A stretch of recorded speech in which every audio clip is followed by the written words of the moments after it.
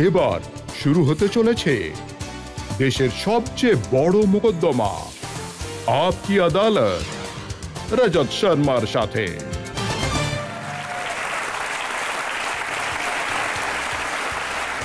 নমস্কার, আপকি আদালতে আপনাদের স্বাগত জানাই। আপকি আদালতে আজ পেশ করব এমন এক ব্যক্তিত্বকে যাকে ৫৫ বছর ধরে আপনারা প্রচুর ভালোবাসা দিয়েছেন। আপনাদের ভালোবাসা দিয়ে, প্রেম দিয়ে, মান সম্মান দিয়ে সুপারস্টার বানিয়েছেন। এমন অ্যাক্টর যিনি আপনাদের কখনো কাঁদিয়েছেন, কখনো বা হাসিয়েছেন, কিন্তু সব রূপে আপনারা তাকে প্রচুর ভালোবাসা দিয়েছেন। Please welcome one and only Dharmendra.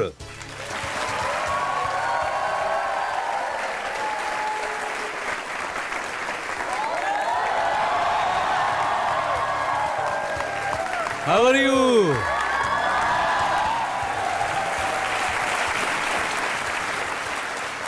তাহলে আপকি আদালতে আজ আমাদের মাঝে রয়েছেন সুপারস্টার ধর্মেন্দ্র। আর আজকের এই বিশেষ মোকদ্দমার জন্য আমাদের জাজ হলেন সুপরিচিত লেখক, বিদ্বান, সুচিন্তক ডক্টর বেদ প্রতাপ বৈদ্য।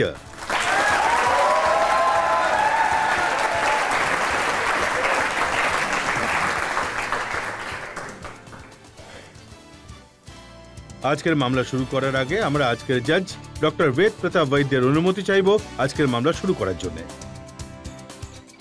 শুরু করা হোক।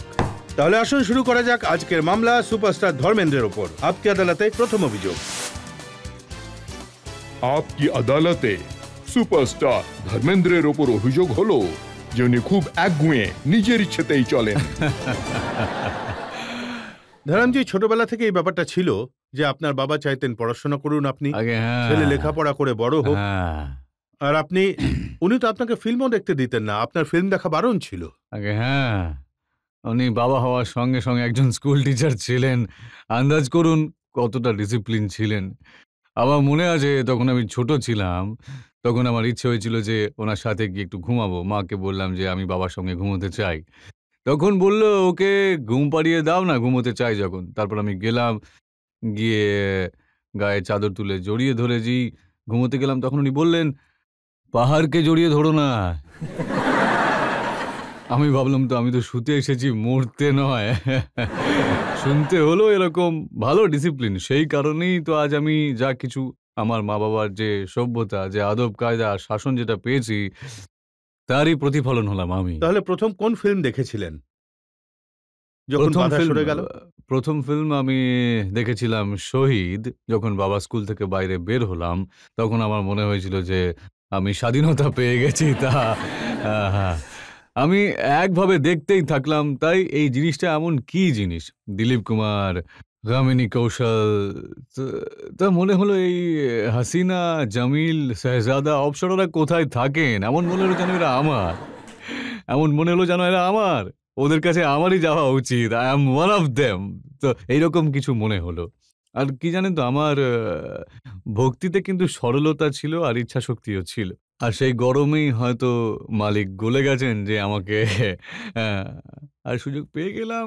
কিন্তু আমি শুনেছি যখন আপনি মুম্বাইতে এসেছিলেন, প্রডিউসারদের কাছে যেতেন, তখন তারা বলতেন যে পালোয়ানজি আপনি গিয়ে কুস্তি লড়ুন, এখানে কেন এসেছেন? এটা হয়েছিল একটা পিকচারে। আপাতত আমি বন্ধনের জন্য সাইন করেই রেখেছিলাম।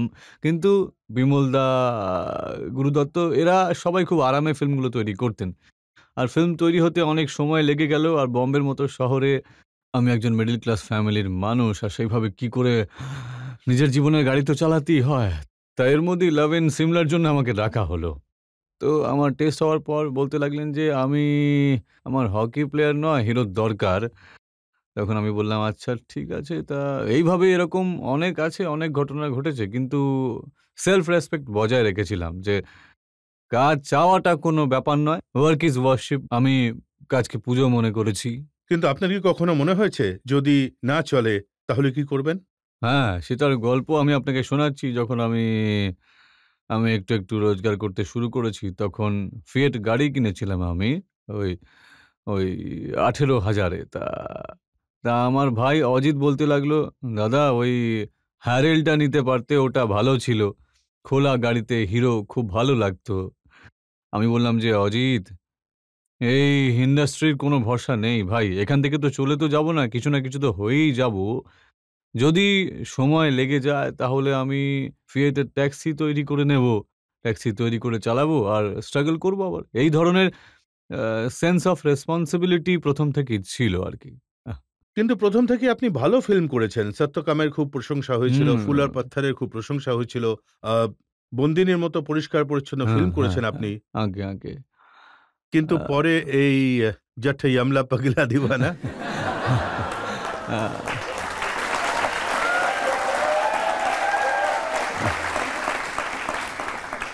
এরও একটা গল্প আছে সাহেব। এটাও একটা সহজ সরল চরিত্র যে ট্রাক ড্রাইভার তাকে পুলিশ হতে হয়েছিল। ইট ওয়াজ এ রিভেঞ্জ স্টোরি কিন্তু তবুও থ্রু আউট হলো কমেডি। কমেডি চলতি সিচুয়েশনাল কমেডি ছিল।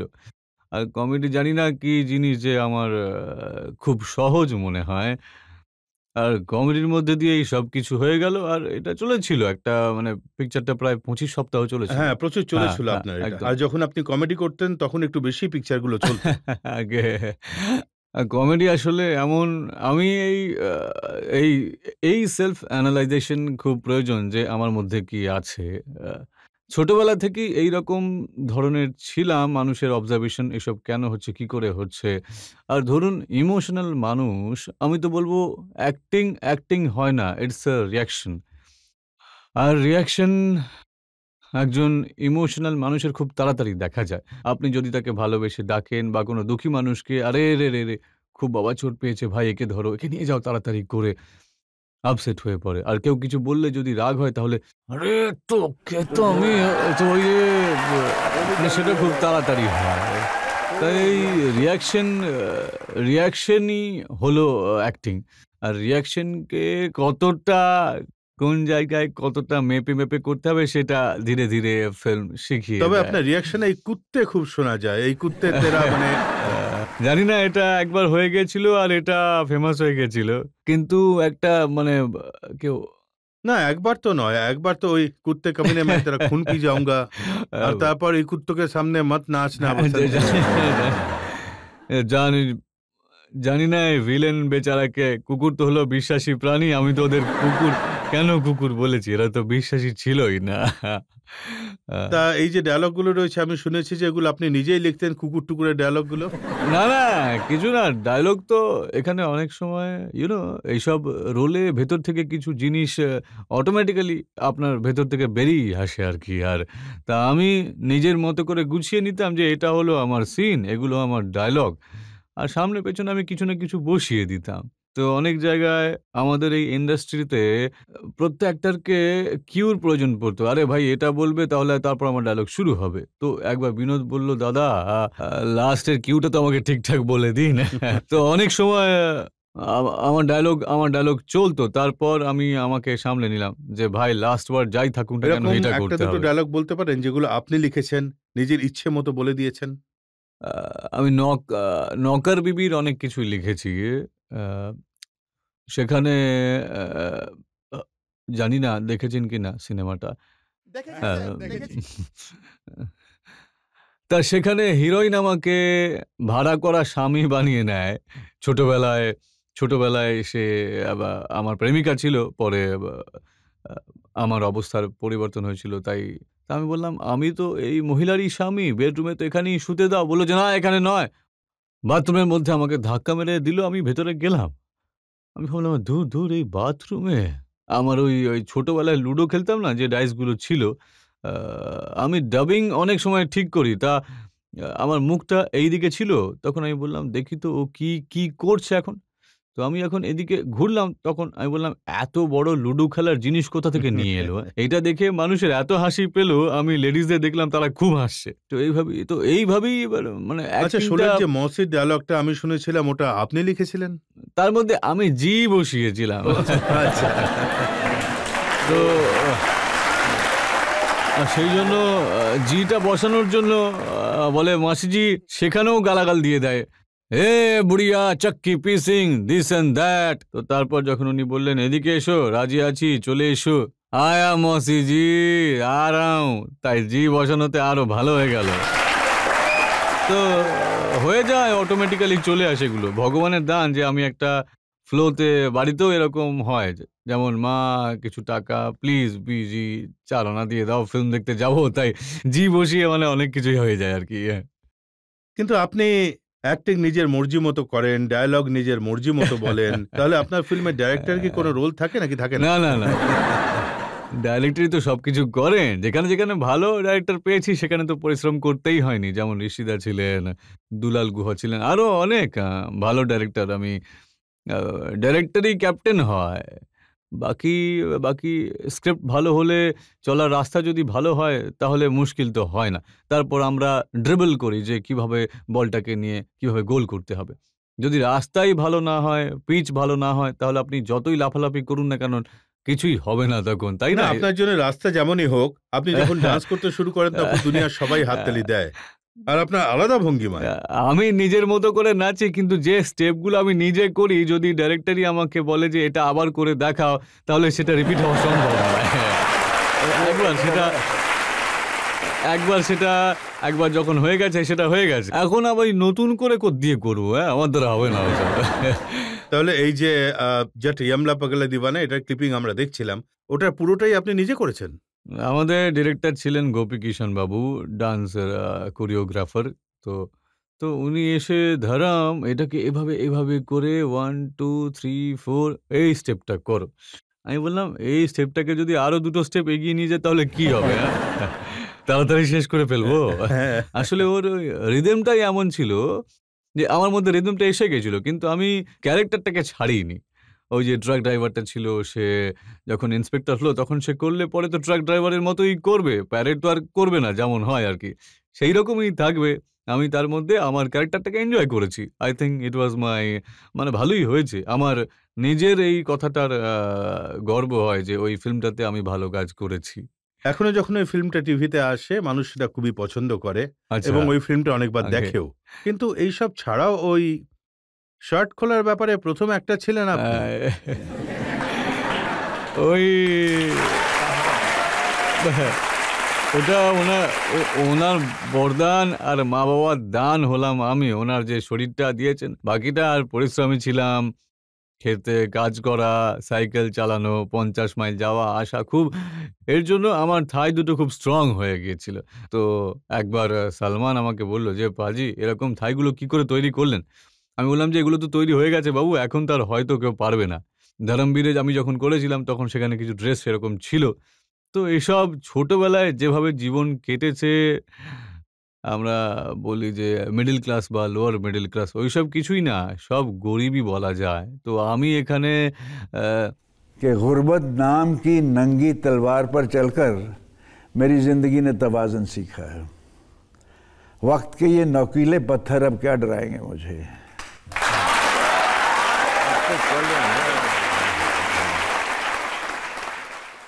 দেখুন, আজকাল সালমান খানও যখন তখন শার্ট খুলে ফেলেন। হ্যাঁ, হ্যাঁ, আসলে আ এখন এমন একটা সময় চলছে মানে অ্যাক্টর হওয়ার জন্য বা ভালো শরীর, ভালো ডান্স এইটা আবশ্যকীয় হয়ে গেছে।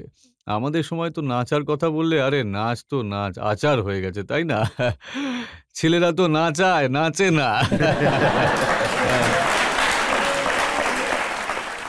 তা এই কারণেই ডান্স শেখা হয়নি।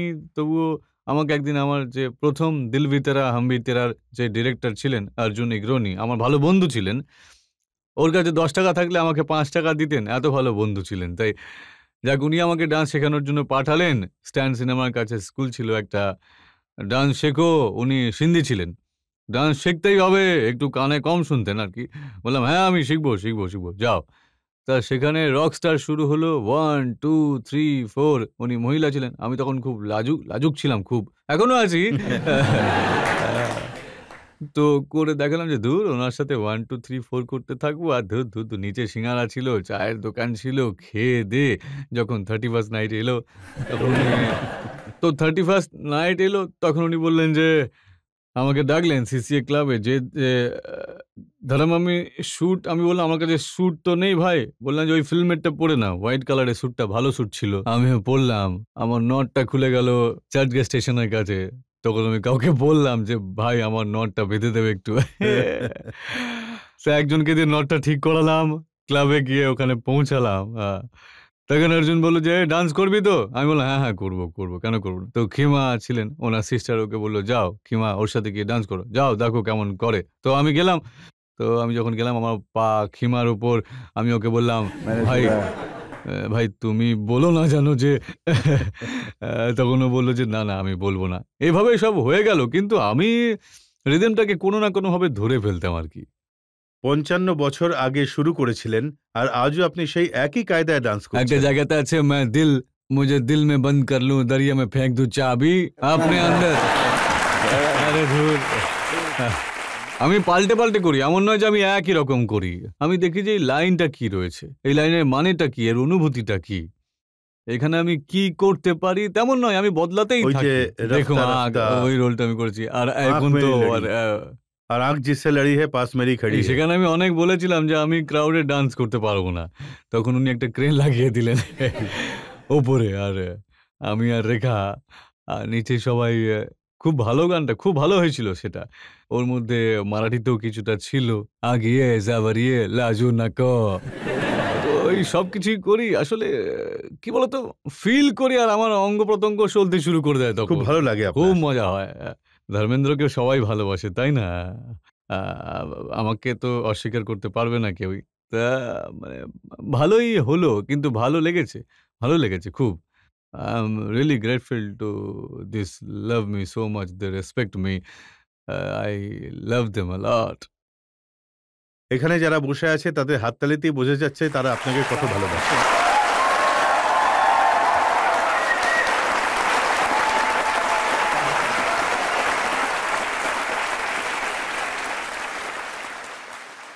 I know I can look in their eyes and I can smell ভালোবাসার গন্ধ পাচ্ছি আমি। नहीं चाहता जो जरा दिल से पूछे वो, धड़क उठेगा नाम से मेरे और गवाही देगा वो। তো এখন একটা ভালো সুযোগ আছে আমার কাছে ব্রেক নিয়ে নেওয়ার। আচ্ছা, একটা ব্রেক নিয়ে নেব আর ব্রেকের পর সুপারস্টার ধর্মেন্দ্রের ওপর আজকের মোকদ্দমা চলতে থাকবে।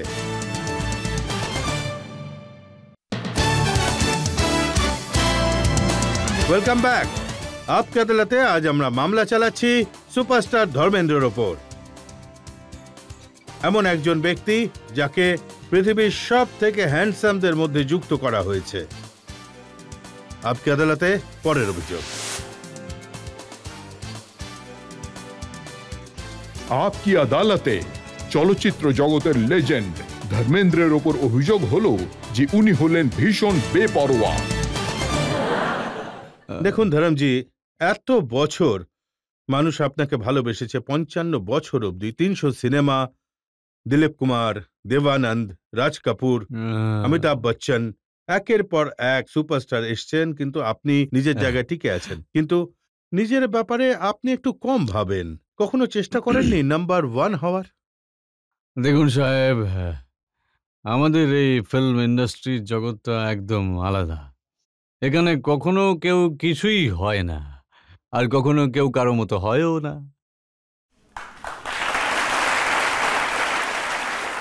আমি তো এটাই বলবো, এই ইন্ডাস্ট্রিতে ऐसे वैसे लोग बन जाते हैं कैसे कैसे। मुझे तो मैं भी ना बनना आया, वैसा बनो तो कैसे।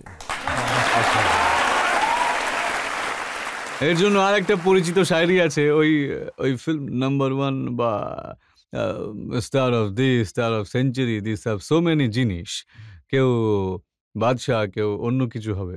তাই আমি বলি हम 3 में हैं न 13 में, हम 3 में हैं न 13 में हैं, मगर खुदा के बंदों की उस गिनती में हैं जो खुदा को मोहब्बत, मोहब्बत को खुदा कहते हैं। जोरे जोरे मोहब्बत बना लिए हैं घर दिलों में, अब दिलों से निकाले हम कहाँ निकलते हैं। এইভাবেই চলে আসছে। আমি খুব বেশি এই ব্যাপারে খেয়াল দিইনি যে আমি ওইটা পেয়ে যাব, আমি এটা করব, আমি টাকা পয়সা বাড়াইনি অন্যদের মতো, আমি মার্কেটিং পারি না, আমি ওসব। আমার শুধু ছিল যে আমি কোনো রকম ভাবে মানুষের মনে জায়গা করে নেব আর মানুষ আমাকে ভালোবাসবে। টাকা পয়সা তো আসবে, সেটা যাই হোক, কিন্তু আমার টাকা পয়সার এতটা, আর আমার প্রতিপত্তি তো একটা নেশা সাহেব, উঠে যায় আবার নেমেও যায়, কিন্তু ভালোবাসা এমন একটা প্রাণবন্ত জিনিস, সেটা হৃদয় থেকে যায়। এখন এই ভালোবাসা মানুষের হৃদয়ে জায়গা করে নিয়েছে, এখন এটা আর বের করা যাবে না। মানুষ সত্যি ভীষণ ভালোবেসেছে, আর আপনি সেই একদম, ভালোবাসা একদম, আর একদম। সম্মান দিয়েছেন, কিন্তু নিজের দিকটা ভাবেননি। বড় বড় সিনেমা ওয়াক্ত আপনি পেয়েছেন, আপনি বারণ করে দিয়েছিলেন। আসলে যেটা হলো যে আই ওয়ান্ট টু ডু, আর রাজকুমার বাবুর রোল, লাভলি রোল ছিল ওই মাখনের সিনেমাটা। তো সেখানে কি হয়েছিল, আমি চোপড়া বাবুকে বললাম যে চোপড়া বাবু, আমি এই সবে এসেছি, এখন আমার বিগিনিং, আমার ফিল্ম হিট হয়েছে, আমাকে যে রাজকুমার বাবুর যে রোলটা ছিল সেটা বড় ভাইয়ের ছিল, তার থেকে ছোট ছিল সুনীল দত্ত, তার থেকে ছিল ছোট শশী। তো আমি বললাম যে আমাকে মেজো করে দিন বড় ভাইয়ের বদলে, না হলে আমাকে বড় ভাইয়ের রোল দেওয়া হতো। তখন তখন বললেন, হ্যাঁ ভেবে দেখছি, চেষ্টা করছি। উনি তো ইগনোর করবেন ভেবেছিলেন, ইগনোর করলেন, বললেন গুরু বড় ভাই হতে হবে। তখন আমিও ইগনোর করলাম যে আমি হব না। তাহলে রঞ্জিতের যে রোলটা, যেটা অমিতাভ বচ্চন সুপারস্টার হয়েছিলেন, আগে হ্যাঁ, সেটা মানে আপনাকে আগে অফার করা সেটার হয়েছিল? জন্য আমার আনন্দ হয়, কিন্তু খুব দুঃখও তো হয়। দুঃখ হয় এই জন্য যে আমি 17,500 দিয়ে সালিমের কাছ থেকে ওই ফিল্মটা কিনেছি। আমার কাছে পড়েছিল, আর আমি প্রকাশ মেহরার সাথে সমাধি প্রেমটা করেছিলাম। উনি এত হি ওয়াজ সো এক্সাইটেড যে আমাকে গল্পটা দিয়ে দাও, আমি তৈরি করতে পারবো পাজি। আমাকে দিয়ে দাও। আমি বললাম যে একই তো ব্যাপার, আমি বানাই বা তুমি বানাও। আমি তো প্রোডাকশনের ব্যাপারটাও জানতাম না। তা আমি ওনাকে গল্পটা দিয়ে দিলাম। তো আমার একজন কাজিন সিস্টার আছে, যিনি ক্রোধী ফিল্ম তৈরি করেছিলেন, মিস্টার বিবেক। তখন উনি হয়তো প্রকাশ মেহরাকেও কখনো অ্যাপ্রোচ করেছিলেন। প্রকাশ মেহরা হয়তো না করে দিয়েছিলেন কোনো কারণবশত। তখন আমার বোন আমাকে এসে এমন এক দিব্যি দিল যে এটা করো তাহলে এটা, আর এটা করলে পরে এটা। এই ধরনের ইমোশনাল বন্ধনে আবদ্ধ করে দিয়েছিল আমাকে। আর আমার বাড়ির লোকেরা বলল যে এটা করো না। পিকচারটা ছেড়ে আমি খুব দুঃখ পেয়েছিলাম। কিন্তু এই পিকচারটা আমাকে ছেড়ে দিতেই হয়েছিল। এই কারণে একমাত্র বোন বলার জন্য পিকচারটা আমি ছেড়ে বোন বলেছিল দিয়েছিলাম। যে প্রকাশ মেহরার সাথে পিকচার করো না। হ্যাঁ, না করেছিলেন। সেই রাগে উনি ওর পিকচার করতে রাজি হননি। আদারওয়াইজ এটা আমারই ফিল্ম ছিল। আর তখন আমার চুল, ছোট, ছোট চুল ছিল। আর রোজ ওই প্রকাশ মেহরা বলত, "স্যার এইরকম সিন নেব, এরকম করব।" সমাধি ওর সাথেই করেছিলাম। খুব ভালো ফিল্ম ছিল, হিট হয়েছিল। সেও খুব দুঃখ পেয়েছিল।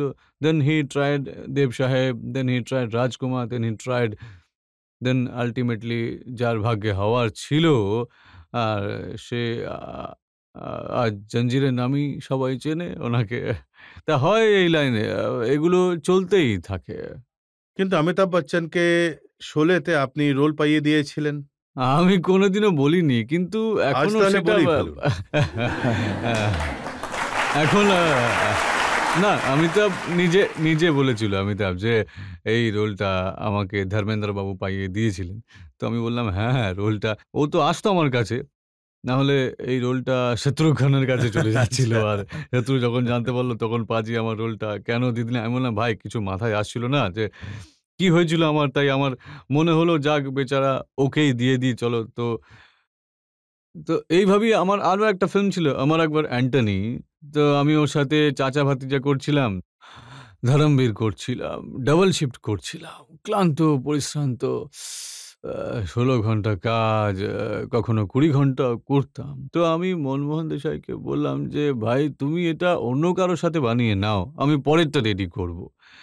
উনি কিছু মানে তখন বললেন না। কিন্তু ভেতর থেকে আমাদের এখানে প্রচুর ইগো আছে। আর ইগো হলো এমন একটা কন্টেজিয়াস রোগ, একজনের যদি হয় তাহলে আরেকজনের চট করে হয়ে হুম, যায়। হুম।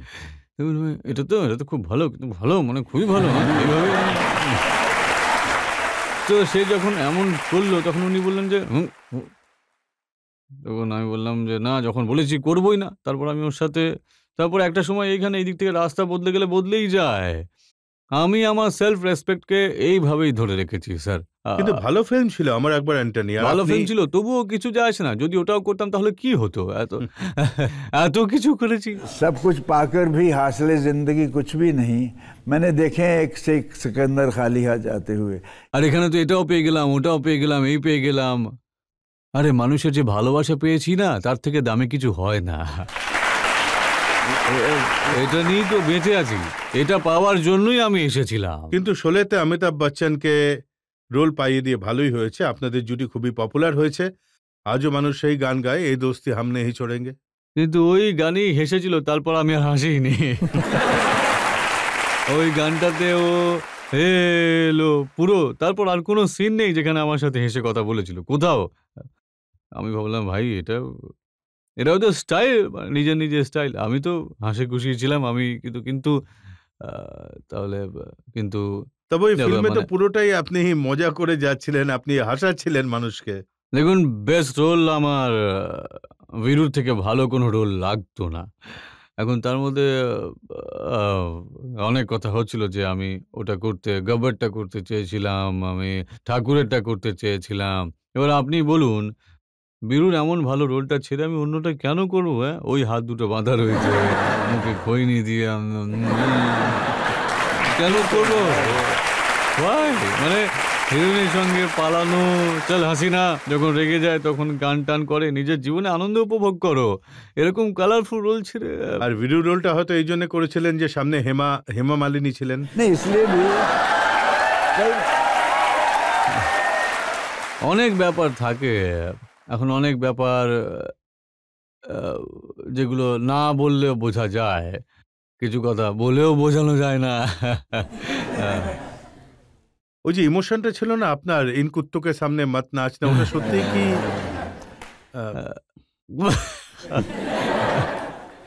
অনেক রকম কথা এই ব্যাপারটা নিয়ে হয় যে আপনি নিজের ওপর বেশি নজর দিতেন না।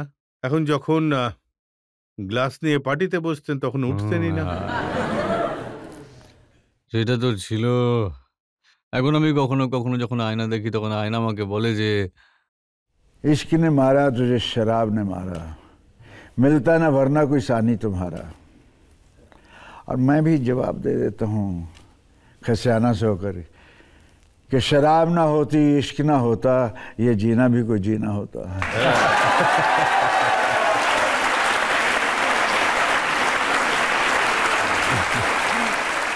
কিন্তু এটা কি সত্যি যে আমরা গল্প শুনেছি যে মুম্বাইতে যেভাবে বর্ষা হয় আর বেশ কিছুদিন ননস্টপ চলতে থাকে, আর ননস্টপ বেশ না কিছুদিন সেটা আপনি- নয়, আমি মাঝপথে 6 মাসের জন্য ছেড়ে দিতাম, ব্যাডমিন্টন খেলতাম, সোয়েট আউট করতাম নিজেকে ফিট রাখার জন্য, আবার পরে শুরু করতাম। তো আমি একটু রোগা থাকতাম। লস্যির মধ্যে মিশিয়ে খেয়ে ফেলতেন, হ্যাঁ? সেটা তো একবার হয়েছিল যে পরপর শুটিং হচ্ছিল, তখন দুপুরবেলা আমার বিয়ার খাওয়ার ইচ্ছে হয়েছিল। তো এই মৌসুমী চ্যাটার্জি বুঝেছিলেন তখন।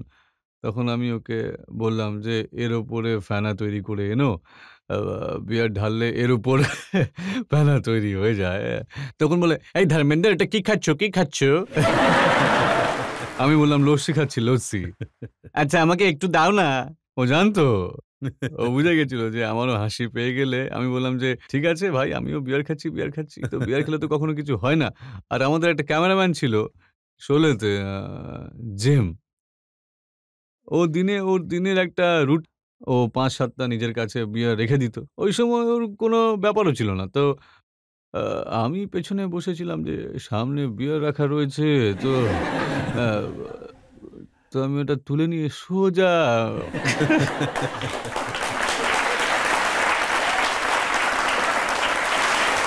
আর তারপরও দেখলো যে, "আরে ভাই, আমি তো অল্প একটু খেয়েছিলাম। এটা তখন প্রোডাকশন লোক বলল যে, "সাহেব, আজ তো ১২ টা বোতল হয়ে গেল।" ও বলল, "আমি তো এতটা নয় ভাই।" "How it happen? I don't know." তারপর ও এভাবে একদিন আমাকে দেখে ফেলল যে, "ওহ, ইউ গেট ইট, হ্যাঁ?" তা এসব চলে। আমি লাইফ এনজয় করেছি। আমি আপনাকে ফিল্মফেয়ার অ্যাওয়ার্ড ফাংশনে দেখেছিলাম। হ্যাঁ, সেটা আপনি দেখেছিলেন আর আমিও আপনাকে দেখেছিলাম। কিন্তু আর দেখেছিলাম ওখানে আপনি খাচ্ছেন। আপনি আমাকে তাকিয়ে থাকতে দেখেছিলাম। আমাকে একদৃষ্টে দেখছিলেন আর আমি আমার কাজ করে যাচ্ছিলাম। আমার ফিল্মফেয়ার ফাংশন, তাই একটু তো আনন্দ করাই যায়, তাই না?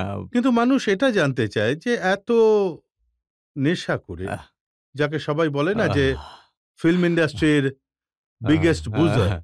কিন্তু আপনি যখন রোল করার জন্য ক্যামেরার সামনে দাঁড়ান তখন কোনো প্রভাব দেখা যায় না। আমার লিভার ভীষণ স্ট্রং। সেখানে আমি ভুলে যেতাম যে আমি ইউসি আমি আমি আমি সমস্ত চরিত্রকে নিজের মনে করেছি। আমি আমার কোনো মেথড অ্যাক্টিং ছিল না। আমার কোনো স্টাইল ছিল না। তবুও আমাকে চুপকেতে অন্যরকম মনে হয়েছে। শোলেতে অন্যরকম মনে হয়েছে, প্রতিজ্ঞাতে অন্যরকম মনে হয়েছে, নওকর বিবি প্রতিটা জায়গায় আমার নিজেরই মনে হতো এটা আমি করেছি and I also feel happy about it যে কোনো রকম মেথড অ্যাক্টিং ছাড়া না হলে খুব সমস্যার সৃষ্টি হতো। এগুলো ছাড়া করলেও যদি ভালো লাগে তাহলে তো এটা খুবই ভালো কথা। স্টান্টগুলো আপনি নিজে থেকেই করতেন? হ্যাঁ, প্রচুর স্টান্ট করেছি। স্টান্ট তো এমন যে ঘোড়ার ওপর ফুল পিকআপ নিয়ে শোলেতে অন্য একজনের উপর জাম্প করে তাকে নিয়ে নিচে পড়েছি, আবার ঘোড়ায় উঠে পড়েছি। ওই ঘোড়ার হুপস একদম যে লোকটা পড়েছিল তার ওপর পড়েছিল। আমি গায়ের জোরে ঘোড়াটাকে টানলাম, আর লাকিলি ঘোড়াটা ওইদিকে পড়লো আর আমি এদিকে পড়লাম। আরেকটা শট ছিল মেরা গাঁও মেরা দেশে। আ আর আমাদের ডিরেক্টর খুবই ইমোশনাল। তো তো আমি আমার যে স্টান্ট ডিরেক্টর ছিলেন তাকে বললাম যে, "ওনাকে কিছু বলবেন না।" আর সেখানে সিনটা ছিল যেটা ডাকাতরা আমাকে এনে ঠিকানাতে পৌঁছে দেবে। তো ঘোড়া আনে আর ঘোড়া এনে আমাকে উল্টে ফেলে দেয়। ঝাঁকি মারে আর্মির সঙ্গে। That's what I give myself. এখনো কখনো সুযোগ পেলে দেখবেন যে আমি তো বললাম যে, "ওনাকে ধরো শটটা যাতে খারাপ না হয়।" তো যখন আমি পড়লাম তখন, "আরে ওই তো ধর্মেন্দ্র!" আ তা ওকে পেছনে টেনে নেওয়া হলো যে, "কি ভাই তোমরা এসব কি করছো? এসব কি হচ্ছে?" বলল যে, "স্যার আমরা ভেবেছিলাম আপনাকে করতে দেব না, ও করবে।" তা আমি করতাম এসব। এটা করতে খুব ভালো মানে সাহসীও ছিলাম। যেহেতু গ্রামে থাকতাম কোনো বড় বটগাছ থেকে পুকুরে মানে লাফ মারতাম নাক ফাক ধরে। কতটা হাইট থাকতো জানতাম না। আর বাড়ির লোকেরা তো জামা কাপড়ের গন্ধ শুঁকে বলে দিত কোন পুকুরে গিয়েছিলাম। একটা ফিল্মে চিতার সাথে লড়াই ছিল, সেটা আপনি নিজেই করেছিলেন। ওই ডুপ্লিকেটটা ক্লান্ত হয়ে যেত। ওই ডুপ্লিকেট বলতো যে, "সর পেছনে সর, হাট। কি তুই এরকম করছিস, হ্যাঁ, হ্যাঁ?" তো আপনাকে কেউ বোঝাতো না যে এত বড় অ্যাক্টর, এত বড় স্টার আপনি, কেন আপনি চিতার দেখুন সাথে লড়াই ১ম করবেন? দিন আমি গেলাম, ডিরেক্টর ছিলেন দেওয়ার। ফার্স্ট ডে ৪ টে টাইগার মুখ হাঁ করে আছে, তাদের সামনে ছেড়ে দিল আমাকে। আর আমি জিপ থেকে যা করছিলাম, "যা, যা!" তো তখন সবাই ওই যে ওই ওনার যে মাদ্রাসি স্টাইলে, "স্যার এরা খুব রাউডি, কেয়ারফুল।" আমি আমি বললাম তাকে, আমি ড্রাইভারকে বললাম যে, "তুমি রিভার্স লাগিয়ে রেখো ভাই জিপওয়ালাকে।" জিপওয়ালা ভয় পেয়ে এবার বসেই ছিল আরকি। তো অ্যাক্টরকে তো অ্যাক্টিং করতেই হয়। তারপর আমাকে করতে হলো আর করেই গেলাম আমি। ১ম বার আমার মনে হয়েছিল যে এরা তো ছাড়া রয়েছে, হাত পা মুখ যদি ক্ষতবিক্ষত হয়ে যায়, অ্যাক্টর তো হতেছি যদি পাশ থেকে খাবলে নিয়ে যায় তো তাহলে? হ্যাঁ, তো এমন নয় যে একটু তো চিন্তা হয়। তবুও কেয়ারফুলি আমি সবকিছু করে নিতাম। একটু সাহসিকতা দিয়েছে ভগবান। সততাও দিয়েছেন, সাহসিকতাও দিয়েছেন, সবকিছুই দিয়েছেন। এসব গুণ একজন অ্যাক্টরের মধ্যে থাকা উচিত, উনি সব দিয়েছেন। হয়তো কিছু বাকি আছে। সমস্ত গুণ ভগবান আপনাকে হ্যাঁ। দিয়েছেন।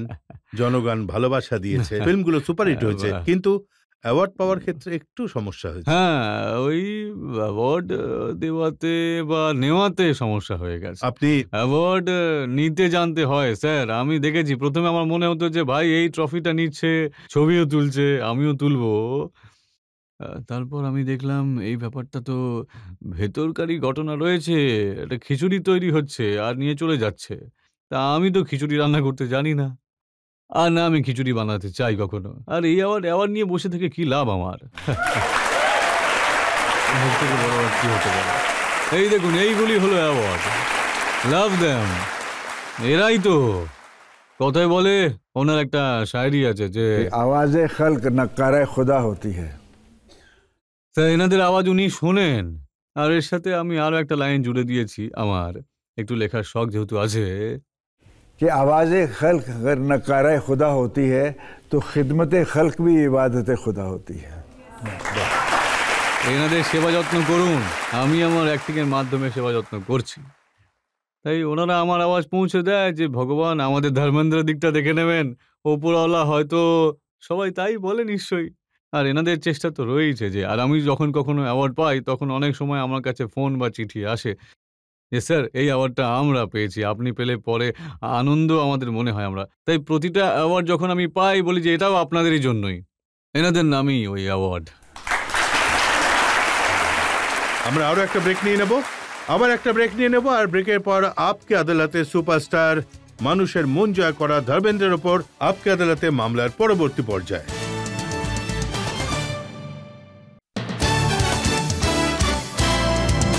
Welcome back. আপকে আদালতে আজ আমাদের সাথে রয়েছেন ফিল্ম ইন্ডাস্ট্রির হিম্যান, ফিল্ম ইন্ডাস্ট্রির সব থেকে হ্যান্ডসাম ধর্মেন্দ্র। আপকে আদালতে পরবর্তী অভিযোগ।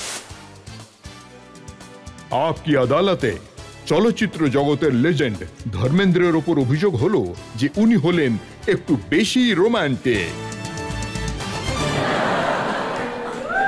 ধরমজি, আমি শুনেছি যে আপনার ছবি মেয়েরা বালিশের নিচে রেখে ঘুমোতো। আমিও তো সেটাই শুনেছি। আপনার সৌন্দর্যের গল্প শুনেছি। জয়া বচ্চন আপনাকে গ্রিক গড বলেছেন। দিলীপ কুমারের মতো লেজেন্ড উনি বলেছেন যে আপনি হিম্যান। সবাই তো প্রশংসাই করে, কিন্তু আমি শোনার পর আমি ভয় পেয়ে যাই। আর আমার পা দুটো মজবুত হয়ে যায়, কিন্তু আমি ভাই এই যে জায়গাটা যে আমি পেয়েছি সেটার যোগ্য আমি তো নই। পেয়েছি যখন তখন এটাকে টিকিয়ে রাখবো কি করে? আর এটা মূলত ভগবানেরই দান। আমি তো কোনো কিছুই করি না। আমি একজন সাধারণ মানুষ। আর হ্যাঁ, আমি পুরুষ মানুষ। পুরুষ মানুষ যদি একটু চঞ্চল না হয় আর আর একটু একটু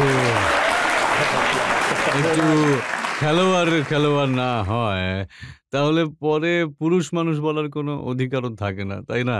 এই ইন্ডাস্ট্রিতে এমন কোনো হিরোইন নেই যার সাথে আপনি কাজ করেন। আরে মীনা কুমারী, শর্মিলা টেগোর, মুমতাজ, অনেক বড় লিস্ট আছে। হ্যাঁ, জিনাত আমান, আগে কারোর নাম মিস করলাম? অনেকেই আছে।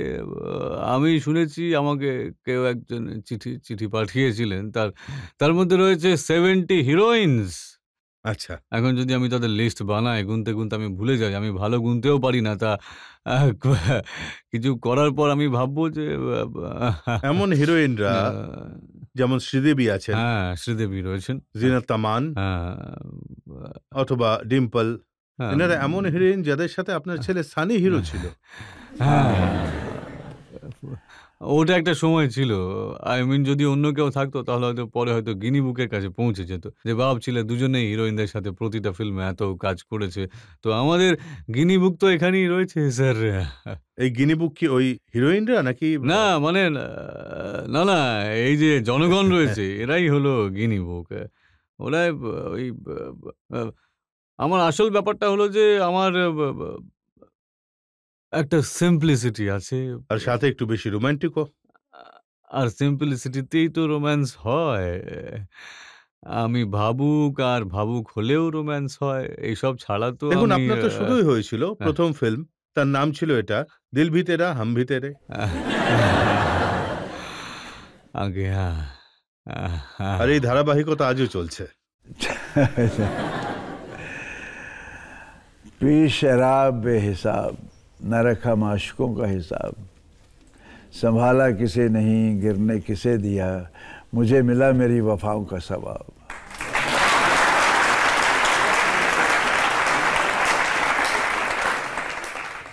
লোকে বলে যে প্রথম ভালোবাসা হয়েছিল ফিল্ম ইন্ডাস্ট্রিতে মীনা কুমারীর সাথে। সেই সময় অনেক বড় স্টার ছিলেন উনি। না, ভালোবাসা নয়। আমি ওনার ফ্যান ছিলাম। উনি অনেক বড় স্টার ছিলেন। আমি তো এসেই ছিলাম। আমি তো একজন ফ্যান হিসেবে ওনাকে দেখতাম। এবার স্টার আর ফ্যানের রিলেশনকে যদি কেউ ভালোবাসা বলে তাহলে সেটা ভালোবাসাই মনে করুন। উনি আপনাকে শায়েরি করতে শিখিয়ে দিয়েছিলেন। না, শায়েরি তো আমি প্রায় ২০০১-এ গিয়ে আমার কিছুটা ফিল হয়েছিল যে আমি একজন শায়ের। কেউ কিছু শেখায় না। এলে পরে ভেতর থেকেই আসে সাহেব বাবু, কারণ সেখানে তো কিছু হয় না। আর উনি আপনাকে ওইটা খেতেও শিখিয়ে দিয়েছিলেন? না, একদমই না। আমি আমার মেয়েদের পান কলাটা ভালো লাগে না। তাদের হাতে গ্লাস ভালো লাগে না। জানি না কেন এরা হলেন মহিলা। এদের একটা একরকম ছবি রয়েছে মানে আমার মনের ভেতরে। সেই আমাদের ওই সংস্কৃতি এবং সভ্যতায় এরা হলো just to look at them বা এদের হাতে ওই জিনিসটা ভালো লাগে না ব্যাস। দুটো গল্প আছে মীনা কুমারী আর আপনাকে নিয়ে। একটা তো রাজিয়া সুলতানে কামাল আমরাহি হ্যান্ডসাম ধর্মেন্দ্র এই কারণে মুখ কালো করে দিয়েছিল কারণ সে আপনাকে পছন্দ করত না। রোলটা ওটা তো নেগ্রোর রোল ছিল। খুব ভালো রোল। ওর তো কালো হওয়াই উচিত। ইয়াকুতের তো আর ফর্সা হওয়া তো সম্ভব ছিল না। রোলটা খুব ভালো। ইয়াকুত তো উর্দুতে সেখানে খুবই ভালো কথাই বলেছিল। এখন আপনি যেটা বলছেন সেটাও ঠিকই হতে পারে। ওর চিন্তাভাবনা তো আমার বোঝার উপায় নেই। এগুলো অনেক পুরনো, আমাদের আগের সময়কার কথা। আপনাকে জিজ্ঞেস করি, পাকিজাতে কামাল আমরাহি আপনাকে এই কারণে রোল করতে দেননি কারণ ওখানে মীনা কুমারী হিরোইন ছিলেন। লোকজন খুবই জেলাস ভাই। এখন ওটা ডিটেলে গেলে পরে মানে এর যা কিছু আছে সেটা কমে যাবে, তাই না? তো যতজন হিরোইন ছিলেন, হুম। সায়রা বানু, জিনাত আমান, মুমতাজ, রেখা, আছে। তো সবথেকে বেশি ফিল্ম করেছেন কার সাথে? সবথেকে বেশি হিট কোনটা বেশি ছিল? তো আমার হেমার সাথেই চলেছে। বেশি মানে ২০-২৫ টা ফিল্ম সবকটাই মানে সবকটাই হিট, সুপার হিট হয়ে চলেছিল। ওনার সাথেই বেশি ছিল আমার। কিন্তু আমি শুনেছি যে ওনার সাথে যখন আপনি ফিল্ম করতেন তখন দুষ্টুমিটা একটু বেশি করতেন। আ না, না দুষ্টুমি তো আমি সবার সাথেই করি। ওনারটা হয়তো একটু নোট হয়ে গেছে। আ দুষ্টুমিটা হলো এরকম, দুষ্টুমিটা একজন অ্যাক্টরের মধ্যে এই witty হওয়া, রোমান্টিক হওয়া, ইয়ার্কি, ফাজলামি, ইমোশন, কেঁদে ওঠা, রাগ দেখানো এই সমস্ত গুণ যদি থাকে তাহলে খুবই ভালো কথা। এই সবকিছু ছোটবেলা থেকেই ছিল। আর একটু, একটু করে, করে বাড়তে থাকলো। তা বাড়তে লাগলো তার বাড়তেই তো লাগলো। তখন খবরের কাগজে যা ছাপা হতো যে খুব কষ্ট করে ধর্মেন্দ্র হেমা মালিনীকে পেয়েছেন। না, যেটা পাওয়ার হয় সেটা পেতে তো মুশকিল হয় না। খুব সহজেই পাওয়া যায়, তাই না? যেমন এমন কিছু গল্প ছিল যে যখন ওনার সাথে আপনি সেটে থাকতেন তো ওনার পেরেন্টস চলে আসতেন, ওনারা পাহারা দিতেন। কোনো, কোনো জিনিস নিয়ে ঘাটাঘাটি করলে পরে আমার মতে রজতবাবু তার সৌন্দর্যটা অনেকটাই কমে যায়। ज़ाती ज़िंदगी रहे पोशीदा, इसी में इसकी खुशनुमाई है। हो जाती है नीलाम चौराहे पर सरेआम जब जब आई है।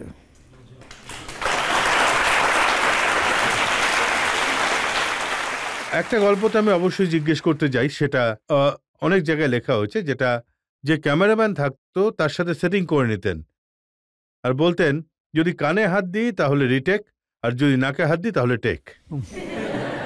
এখন অনেক জায়গায় অনেক কিছু করতে হয়। এখানেই অনেক জায়গায় অনেক কিছু করছি।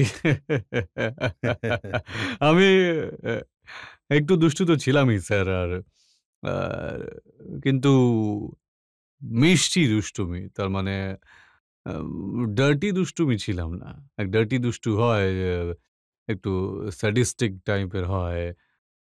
আর আমি খুবই ইমোশনাল আর মানে সৎ, সৎ দুষ্টু ছিলাম। কেমন ধরনের দুষ্টুমি করতেন? এখন তো যেমন আপনি গোনাচ্ছেন, আমি আর কি গোনাই বলুন তো? আপনি রেখা ম্যামের সাথে অনেকগুলো ফিল্ম করেছেন। তো আপনার কি এক্সপেরিয়েন্স হয়েছে ওনার সাথে? আমার খুব ভালো বন্ধু ছিল। আর একবার যখন ভালো বন্ধুত্ব হয়ে যায় তখন যেকোনো জায়গায় দেখা হলে পরে সেই বন্ধুত্ব বজায়ই থাকে। সেখানে কোনো রকম অন্য কোনো স্থান থাকে না। আর এই ভালোবাসাটা এমন যার কোনো সীমা থাকে।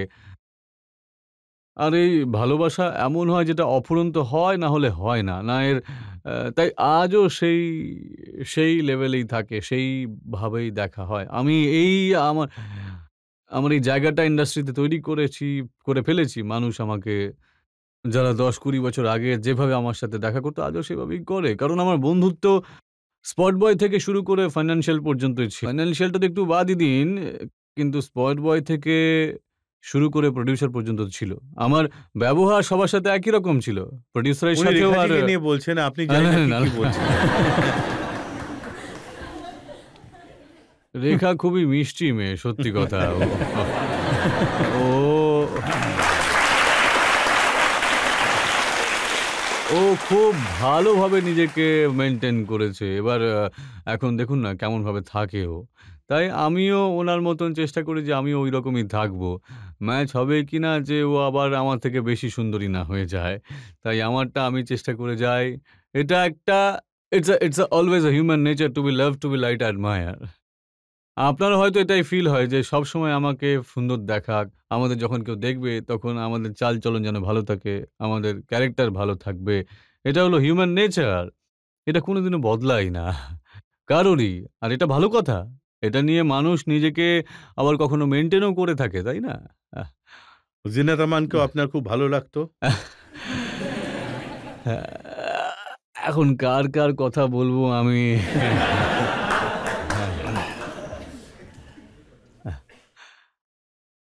আপনি তো আমাকে উজাড় করে দেবেন দেখছি, হ্যাঁ? হ্যাঁ। সবাই আমার ভালো বন্ধু, একটা ভালো সময় কেটেছে। খুবই ভালো সময় কাটিয়েছি ভালোবাসার মধ্যে দিয়ে। আর আমি খুবই আনন্দিত। মুমতাজের সাথেও আপনার জুটি খুব ভালো ছিল। সেও খুবই ভালো ছিল। She is a nice lady. আজ মৌসম বড়া বেঈমান হ্যাঁ, তো হতো তখন চলতো, মজাও হতো। তাহলে মৌসম কি সত্যিই বেঈমান হয়ে যেত? আপনি একদম ডাইরেক্ট হয়ে যাচ্ছেন, হ্যাঁ? কিছু জিনিস বুঝে নেওয়ার চেষ্টা করুন। হ্যাঁ? প্রতিটা অভিযোগ প্রশ্নের মাধ্যমে জিজ্ঞাসা করলে পরে তো কারণ যে ধরে ফেলে সে তো খুঁজে বের করেই ফেলে। যে অভিযুক্তের ওপর অভিযোগ করা হয়, সে স্বীকার না করলেও তাকে গ্রেপ্তার করা যায়। তাই না? আপনি তো জনগণের ভালোবাসায় গ্রেপ্তার হয়েই আছেন। হ্যাঁ, একদম। এই গ্রেপ্তারের জন্য তো আমি অন্তর থেকে সবাইকে অভিনন্দন জানাই। সবসময় গ্রেপ্তারই থাকতে চাই।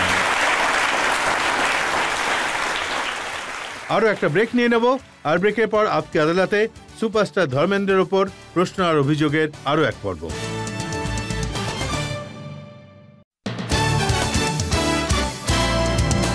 Welcome back. আপকে আদালতে আজ আমাদের অতিথি হলেন সুপারস্টার ধর্মেন্দ্র। ধর্মেন্দ্র, যিনি আপনাদের 55 বছর অবধি এন্টারটেইন করেছেন। আপকে আদালতে পরবর্তী অভিযোগ।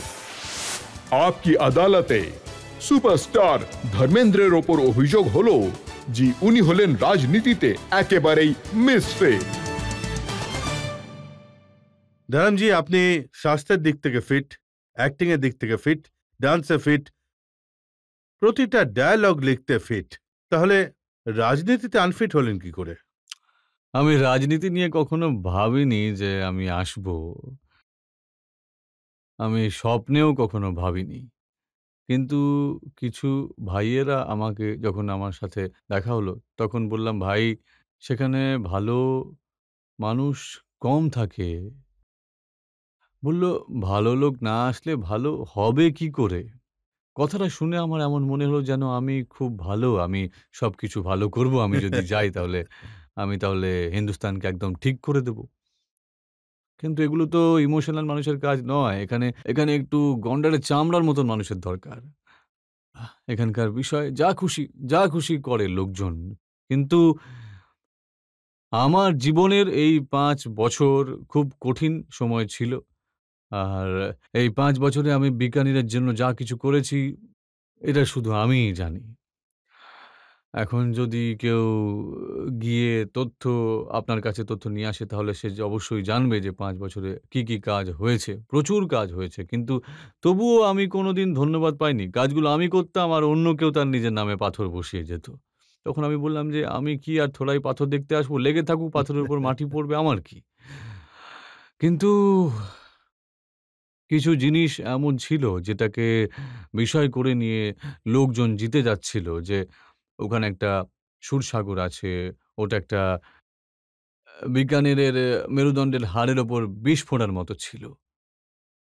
মানুষ খুব দুঃখী ছিল আর ঘরবাড়ি ছেড়ে চলে যাচ্ছিল। ওই জায়গাটাকে একটা সুন্দর জায়গা করে দিয়েছিলাম আমি। সেটাকে খুব সুন্দর করে দিয়েছিলাম। এখন মানুষ আনন্দে আছে, ফিরে এসেছে। বাড়িঘরের দামও বেড়ে গেছে। রাস্তাঘাট এই সেই অনেক কিছুই করেছি আমি ওখানে।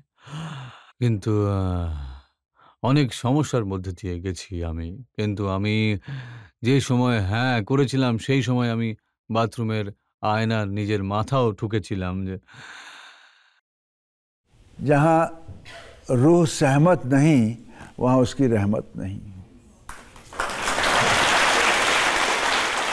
আমার আত্মা সম্মতি দেয়নি। আমি মেনে তাই জন্য নিয়েছি। সম্মতি দেননি, কারণ আপনি বলতেন যে অ্যাক্টিং হলো আমার মেহবুবা আগে হ্যাঁ, আর রাজনীতি হলো আপনার সতীন। একদম ঠিক বলেছেন আপনি। দেখুন, আমি এক জায়গায় পড়লাম যে আপনি বলেছেন যে আপনাকে আবার ইলেকশনে লড়ার জন্য, মানে আপনাকে বলা হয়েছে যে আবার ইলেকশনে লড়ুন। কে বলেছে? হ্যাঁ, এটা নিউজ পেপারে ছেপেছে, আর আপনি বলেছেন কোন অপদার্থ আবার ইলেকশনে লড়ুন। এটা সত্যি কথা, এটা আমি বলেছি। হ্যাঁ। সমস্যা শুধু মানুষ জানে না যে শুধু রাজনীতিতেই নয়, অ্যাক্টিংও আপনি সমস্যার মুখোমুখি হয়েছেন। সত্যিকারের 19,000 ফিট উঁচুতে আগে হ্যাঁ, হ্যাঁ। Khardungla highest road in the world, অক্সিজেনের ঘাটতি, সেখানেও কাজ করেছি আমি। আমার মেকআপ ম্যান তো আরো অনেক অসুস্থ হয়ে পড়েছিল। আমার স্কিন ফেটে গিয়েছিল সত্যিকারের, যেটা আজ আমি দেখি সোলজাররা কিভাবে কাজ করে। আর ওখানে এলএমজি নিয়ে পুরো পাহাড়ে উঠে আমরা নেমেছিলাম। আমার সাথে ওই ম্যাক যে সাম্বা হয়েছিল, ও একজন, আরো ছিল ৩ জন তখন। তখন চেতনবাবু বললেন যে, "আপনি ধর্মেন্দ্রবাবু আপনি ওখানে যেতে পারবেন? আপনাকে জুমে নেবে। আপনি গেলে পরে আপনার সাথে অন্যরাও চলে যাবে আরকি।" আর ওখানে যখন গেলাম তখন ম্যাক যে ছিল, ও ও সাম্বা। তখন ও বলল কি, আমি বললাম, "আরে এর আবার কি হলো রে ভাই দেখি।" তো আমরা পুরো উর্দি পরা ছিলাম, সঙ্গে জল ছিল না। আর আমার আচ্ছা। আমার যে বা বা বা ব্যাগটা যে ছিল পেছনে, তার মধ্যে কিছু একটা নাড়াচাড়া করছিল। ওটা একটা ছোট আপেল ছিল। সেটা গিয়ে ওর মুখে এইভাবে চেপে দিলাম। তা ঠিক আছে, আমি বললাম, "দেখো যেতে পারবে কি, না হলে ফিরে চলো আবার।" "আরে তুমি মরে যাবে।" "না ভাই, ওই চেতনবাবু কি বলবে আবার?" আমি বললাম, "চেতনবাবুকে আমি সামলে নেব, তুমি এইভাবে যেও না।" সমস্যার মধ্যেও আমরা এইসব কাজ করেছি কিন্তু। তো ব আ গুলামিতে শুনেছি রাজস্থানে 47 ডিগ্রি টেম্পারেচারে। হ্যাঁ, ওই 47 ডিগ্রিতে কাজ করেছি। আ কিন্তু ওই একেই তো বলে প্যাশন, তাই না? এটা কি বলে? সেই আগুন, যে কাজ করতে হবে। যেখানেই যাও, যে অবস্থাতেই থাকো। আ একটা কাজ করতে গিয়ে আনন্দ হয়। ভুলে যাই কিসের গরম, কিসের ঠান্ডা। অক্সিজেন আছে কি নেই। এটাই ছিল প্যাশন। তাই তো এত বছর আমি কাটাতে পেরেছি। আজও একই আছি। আজও আমার মনে হয় যে আমি যেন নতুন এসেছি ইন্ডাস্ট্রি। আজও আমাকে শিখতে হবে। আজও আমি ভালো শট দেব। আজও আমি সবকিছু ভালো করতে পারবো। এসব কেন করছি? কারণ ওই ভালোবাসা আর জায়গা যেটা আমি পেয়েছি সেটাকে যাতে টিকিয়ে রাখতে পারি। আমার তো কোনো চাকচিক্য। समुंदर शोहरत के साहिल नहीं होते। मैंने देखे हैं एक से एक तैराक डूबते यहाँ। हाँ, डूब जाते हैं। তাই এইসব তো তা সত্ত্বেও এটাই হলো জীবন। যদি না করতে পারো, চলতে থাকো। আমি আমার একটা নিজেকে নিজে সাহস জোগালে এরাও সাহস পাবে আরকি। ফেরিস্ট হলো লিস্ট। फहरिस्त कारनामों की अपने थमाकर हाथ में वक्त के। লোকে বলে না, সময়ের সাথে চলো, সময়কে ভয় পাও, সময় এটা করো। তাই আমি সময়কে বলছি, फहरिस्त कारनामों की अपने थमाकर हाथ में वक्त के तामील हो हुक्म दे दिया है।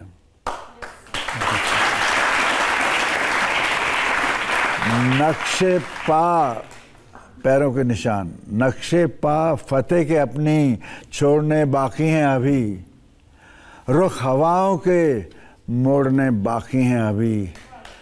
सबक खतरों को सिखाने बाकी हैं अभी। यलगार हो, बुलंद हो नारा जांबाजी, मिलेगा ना सानी कोई वर के तारीख अपना, जहाँ पे खेल जाने के इरादे बाकी हैं अभी।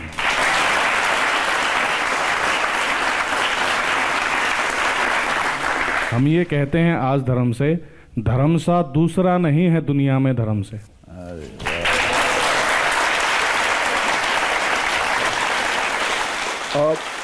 আমার প্রশ্ন হলো এটা, আমার বয়স হলো 40 বছর, কিন্তু আমাকে দেখে মনে হয় যেন আমি আপনার আঙ্কেল।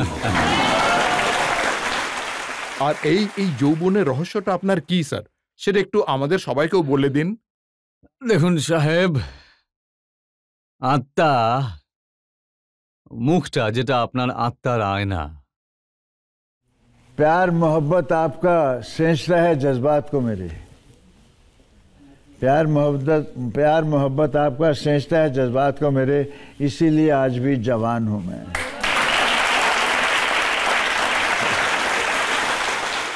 ধরমজি, গোটা দুনিয়া বলে ধরমজির মতো কেউ নেই, ওয়ান অ্যান্ড অনলি হলেন ধর্মেন্দ্র। কিন্তু একজন মানুষ আছেন যিনি একটু আধটু ধর্মেন্দ্রের মতোই। আমি তাকে আপকে আদালতে ইনভাইট করছি। Please welcome Sunny Deol.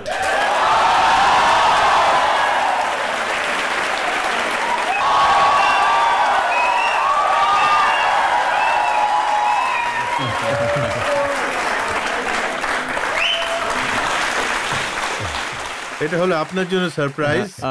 আয় বাবা, আয় আয়।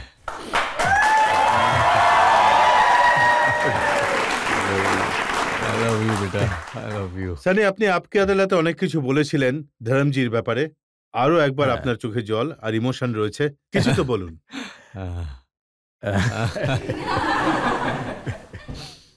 পেছনে বসে আমি সবকিছু দেখছিলাম, খুব ভালো লাগছিল। অবশ্য মাঝখানে কিছু কিছু লোক দুষ্টুমিও করছিল, দুষ্টুমি তাদেরকে আমি পরে দেখব। কিন্তু এত এত ভালোবাসা, আর বাবা যেমন বললেন যে আমরা যা কিছু সব আপনাদের জন্য, কারণ আপনাদের হৃদয়েই রয়েছি। আর আমরা যেখানেই যাই না কেন, সব জায়গায় একই জিনিস দেখি, এখানেও তাই দেখছি, আপনাদের হৃদয়ে। আমি চাই যে ভালো। ধরমজির ব্যাপারে আপনি বলুন যে কি মানে সম্পর্ক বাবার সম্পর্ক। আর এটা সেই সম্পর্ক যা আমার সাথে আমার বাবার ছিল। শুধু এইটুকু যে আমরা খুব ইমোশনাল, আর যখন কিছু হয় তখন একটুতেই চোখে জল এসে যায়। তো চোখে জল কার আগে আসে, আপনার না ধরমজির? ছেলে তো, আর যখন ছোট। এমন তো কোনো কথা নেই, কিন্তু আমি প্রায়শই সবসময় বলে থাকি যে মানুষ জীবনে যা হতে পারে তা শুধু পেরেন্টসদের জন্যই হতে পারে।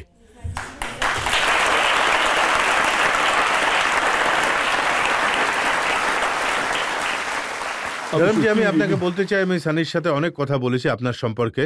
আগে আপনি সত্যি সৌভাগ্যবান যে আপনার সানির মতো ছেলে রয়েছে। ঈশ্বরের কৃপা। এখন প্রতিটা বাবাই এটাই চায় যে তার ছেলে তার ওপরে যাক, তার থেকে উঁচু জায়গা পাক। এই একটাই সম্পর্ক বাবা, যে চায় যে আমার ছেলে আমার থেকে উঁচুতে পৌঁছাক। আমার তো বিশ্বাসী আছেই, আমার সন্তান আমার নাম রাখবে, আমার মুখ উজ্জ্বল করবে।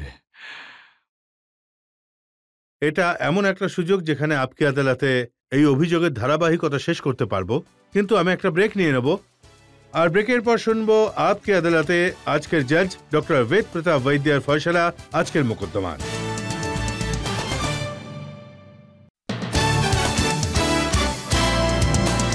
Welcome back. আপকে আদালতে আজ আমরা মামলা চালালাম সুপারস্টার ধর্মেন্দ্রের ওপর। আমরা ওনাকে জিজ্ঞেস করলাম ওনার ডিফারেন্ট রোল সম্পর্কে, ওনার ডায়লগ সম্পর্কে, ওনার পাওয়া মানুষের ভালোবাসা সম্পর্কে, আর ওনার খামখেয়ালিপনা সম্পর্কে। এখন সময় হলো আপকে আদালতে আজকের জজ সুপরিচিত বিচারক ডক্টর বেদ প্রতাপ বৈদ্যের ফয়সালার। আজকের উকিল শ্রী রজত শর্মার আদালতে জজ হওয়ার সুযোগ আমি অনেকবার পেয়েছি। দেশের এবং সংসারের বড় বড় মানুষ এই আদালতে এসে থাকেন, কিন্তু সত্যি কথাটা হলো যে আজ ধর্মেন্দ্র বাবুর মোকদ্দমা ভীষণ জোরদার ছিল। এত সাদাসিধে, এত নম্রতা ধর্মেন্দ্রের মতন একজন মহান শিল্পীর মধ্যে আমি কিন্তু অন্য কোথাও আর দেখতে পাইনি। অসাধারণ এনার নম্রতা আর সরলতা আপনার জীবনে রয়েছে। আর আপনার শায়েরি কবিতা শুনে আমি হতবাক হয়ে গেছি। আমি এটা মনে করি এই আদালত এখন আপনার কাছে নিবেদন করছে যে আপনি রোল তো অনেক করেছেন, কিন্তু এখন শায়েরি কবিতার জন্য আপনি যদি কবিদের মাঝখানে চর্চা করা শুরু করেন তাহলে ভারতেই নয়, পৃথিবীর প্রতিবেশী দেশেও আপনার জয় জয়কার হয়ে যাবে।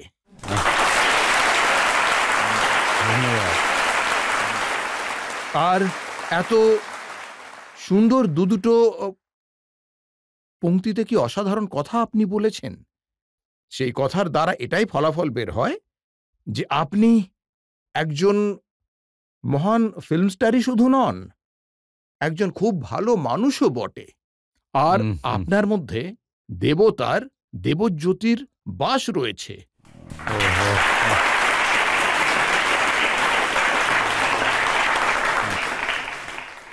আর ওনার ছোটবেলা যেমন ছিল, যেসব কষ্ট উনি সহ্য করেছেন, যেসব সমস্যার মধ্যে দিয়ে উনি পেরিয়েছেন, আর তারপর এতটা সাফল্য অর্জন করেছেন, এটা শুধু ফিল্ম জগতের জন্যই নয়, গোটা ভারতবর্ষের জন্যই রীতিমতো গর্বের কথা।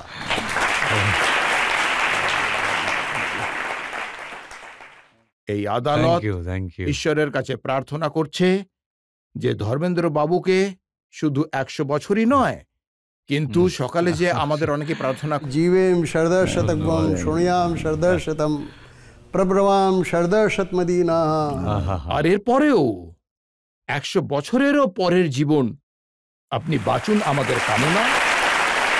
আর আপনার উপরে যা যা অভিযোগ তোলা হয়েছে তার থেকে আপনাকে মুক্ত করা হবে।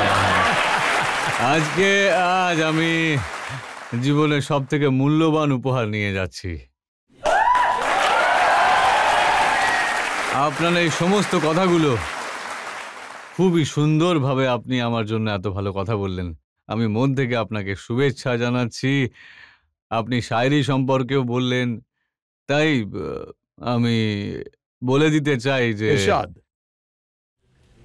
शायरी मेरी बात ये दिल की तेरी मेरी, शायरी मेरी बात ये दिल की तेरी मेरी, जिस दिल ने सुनी उस दिल ने कहा कब इसने सुनी चुपके से कह दी।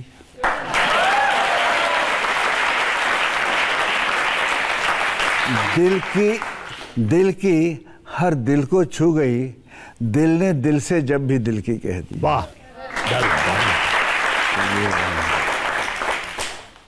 আপনাকে অভিযোগ মুক্ত করা হলো।